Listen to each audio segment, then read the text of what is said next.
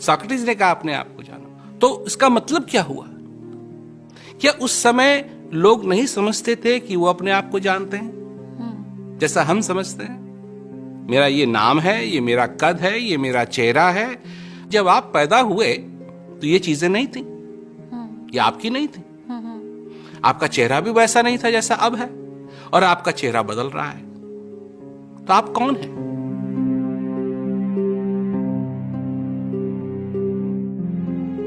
आप खुद को जानने समझने की बात करते हैं, उसके प्रैक्टिकल अप्रोच की बात करते हैं। ये अप्रोच क्या है सर? क्योंकि बड़ा इजी होता है दूसरों से बात कर लेना, दूसरों के बारे में जान लेना, खुद के बारे में हम सोचते ही नहीं। आपने एक बात कही पहले, वो बड़ी इंटरेस्टिंग है, क्योंकि आपने कहा कि हम सोचते हैं कि हम अपने आप को जानते हैं। अपने आप को जानने में इससे बड़ी समस्या और कोई नहीं है, क्योंकि जब हम पहले ही समझ लेते हैं कि हम अपने आप को जानते हैं, तो कोई आके जब हमसे बोलता है कि भाई अपने आप को जानो, सबसे पहले ये सोक्रेटिस ने कहा अपने आप को जानो। मैं तो अब कह रहा हूं, दोहरा रहा हूं उस बात को, परंतु ये बात ओरिजिनल मेरी नहीं है। सोक्रेटिस ने कहा अपने आप को जानो। तो इसका मतलब क्या हुआ? क्या उस समय लोग नहीं समझते थे कि वो अपने आप को जानते हैं जैसा हम समझते हैं?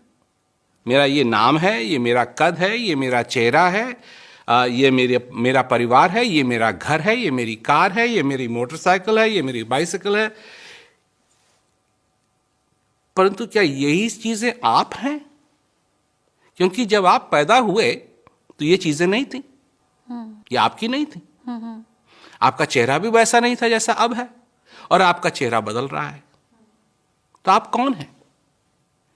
एक बाहर ये मट्टी लगी हुई है, मट्टी से ये आया है और मट्टी में ये जाएगा। तो फिर आप कौन हैं? जब कोई चले जाता है तो उसका शरीर तो यहीं रह जाता है, आंखें जिससे वो देखता था वो यहीं की वहीं है।